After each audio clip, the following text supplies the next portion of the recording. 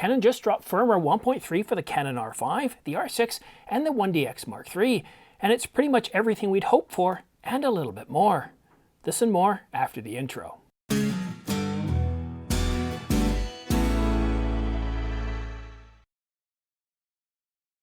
Hi, I'm Simon. Thanks for tuning in to The Ordinary Filmmaker. Subscribe to get notifications of new videos like this one so you don't miss any news, especially a firmware update like this one, any rumors, gear reviews, or tutorials. And a big thanks to Atomos for sponsoring The Ordinary Filmmaker. I'm actually using the Ninja 5 external recorder for all my studio work as it saves me a ton of time in post. Want to speed up your projects in post? Use my links down below to purchase your own Ninja. And now for today's big news. Canon just dropped firmware 1.3. Now if you're looking out there and you can't find it, don't be surprised. It's not available on all Canon download sites. Right now the only place you can download it from is from Canon Japan, and I've got the link in the description down below. But this is a big one. But first, before I get into the details, I want to give a special thanks out to Craig at Canon Rumors, because he did say we were going to be getting it this month, and today he actually just put out a post saying, I don't know when it's coming, and guess what? Here it is today. So let's take a look at the different capabilities that we get with this firmware update. Let me just scroll up here because I am not prepared for this. This just happened. Unlike other people, Gordon Lang, to not mention names, I didn't get access to this ahead of time. So first off, we do get 120 frames per second in 1080 on the Canon EOS R5 and the R6, and you can actually record that to an SD card. It's going to fit no problem on an SD card. We also get Cinema Raw Light. Now, this is where it differs depending on which camera you have. Canon Log 3 and Canon Log 2 are both available on the Canon EOS R5, but the R6 doesn't get it today. It does get it in a later release. Now, I want to let you know that I am actually filming with a Canon EOS R5 right now with firmware 1.3. I did update it, and I did check a few things out. And unfortunately, I don't have a lot of B-roll for you because I figured what's more important to you? To go through lots of effort, spend a couple of hours producing this video with lots of beautiful B-roll, or let you know the firmware update's out there, go ahead and try it out, and let you know how it's working for me. And so far, you know, I haven't had any problems. Generally, whenever I've applied a Canon firmware update, things have gone pretty smoothly. And all I did was I took one of my V90 SD cards, I put it in there, formatted it, took it up to my computer, downloaded the Mac version. One thing, if you have trouble reading or translating Japanese, just look for it says Mac or Windows or PC. Download the appropriate firmware and apply it, and it doesn't change your camera to Japanese, by the way. It's still English, so there's that. You don't have to worry about that. It's the localized settings of your camera that'll determine what language you have. All right, so let's get back to some of the specifications here. So I talked about Canon Log 2 and 3. We also have an option in 8K. We now have 8K raw light. And we have lower IPB bit rates across different recording resolutions. But the one thing that I'm really actually quite happy with, and yes, I'm excited over C-Log 3. It's one of the things I'm going to be shooting very soon. Now, Easter's coming up. I'm planning on taking next week off. So there's a lot of opportunities to try out C-Log 3, and I'll let you know what I find out. But we get to be able to save our custom settings to storage, and that's a huge deal for me. The amount of times I fiddle with these things and tweak them. And when I sent the R5 in for service and I had the EOS R, I had to remember how did I have everything set up. Now I did take some screenshots and I made those changes, but the ability to save your custom settings where you can load them up later, that's really a big deal. So this is a huge firmware update. Again, we get 120 frames per second in 1080. We get Cinema Raw Light. We get C-Log 2 and 3. And again, I know if you've got the R6, you're not getting that. And of course, you're not getting 8K raw light on either the 1DX Mark III or the R6. And of course, lower bit rates and the ability to save those custom settings. So I'm going to take a bit of a breather now.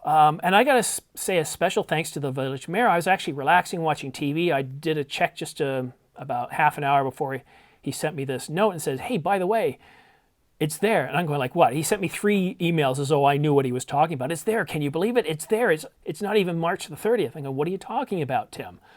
He goes, the firmware update. And I kind of sensed he was going at that, but you know what?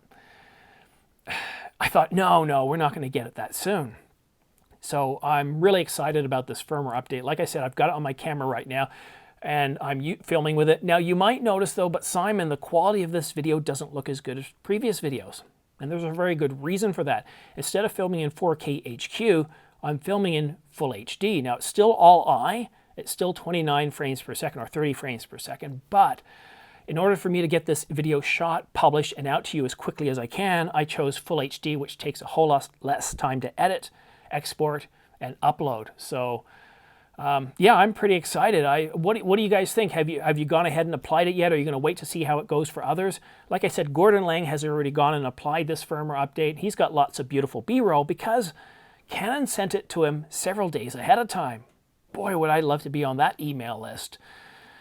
So I am running with it now. I don't really expect to have any problems. I'm going to go back to shooting 4K HQ tomorrow. And I'm going to definitely try out C-Log 3 a little later on. So what happens on the R5, if you go in and choose Canon Log, you get to choose C-Log 2 and C-Log 3. And as I said before, I really think that C-Log 3 is the most user-friendly for the ordinary filmmaker. It's going to push the highlights and the shadows a whole lot more, whereas C-Log 2 is going to require an awful lot more effort in post, and you really need to be pretty experienced with color grading and color balancing, and you're going to have to work with noise and all sorts of other things. But for the ordinary filmmaker, I'd try C-Log 3 out first. Don't think of C-Log 1, 2, and 3 as different versions of each other, with 3 being the best. It's not necessarily the case. They have different applications. And but yeah, I would be more or less shooting with C-Log 3 most of the time. So this is really great news. I hope you enjoy this firmware update. I know I'm rambling a little bit right now because I'm kind of excited. I don't know if my face is a little bit red because I'm running a little hot.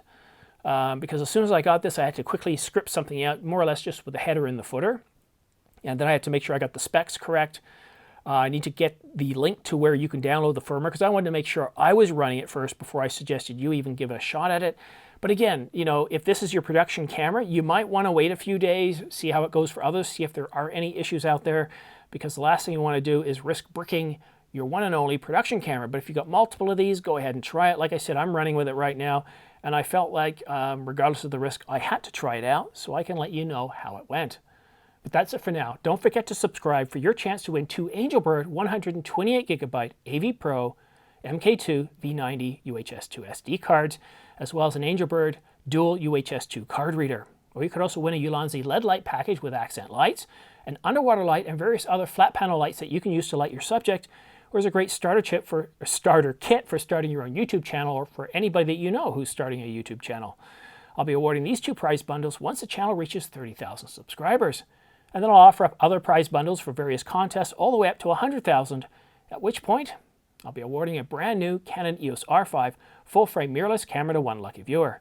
And on that bombshell, thanks so much for watching The Ordinary Filmmaker. And again, a special thanks goes out to the Village Mayor for notifying me of this so I can get it out to you in time. So once again, it's live on March the 30th Japanese time, or here we are in North America, March the 29th, currently at, well, it's almost 10 o'clock, so this is really exciting news. Anyways, I'm going to stop talking so you can get out there and take a look at the firmware and decide if it's right for you to apply. And if you do apply it, let me know how it goes in the comments section down below. And also let me know what you think. How does it affect your work? Do you love it? Is it awesome? I mean, this firmware update does give us more functionality, added functionality to the R5, and it's really good. Now, the one thing we didn't get in this firmware update, I know I keep going on, right, even though I've done the ending. The one thing we didn't get in this firmware update, there's no elimination of that 30-minute record limit. Firmware 1.4 maybe? Come on, Canon. Really, 30-minute record limit. Sony, you know that company that's in second place now? They're number 1 in mirrorless sales, but they're 2 in all worldwide mirrorless and DSLR sales. They don't have record limits anymore. And you don't want Sony to one-up you, do you? Come on, remove that 30-minute record limit in firmware 1.4. We'd really love it. All us video types, and there's a lot of us out there. We'd like to see that 30-minute record limit lifted. That'd be awesome. Anyhow, thanks again for watching. We'll see you again soon.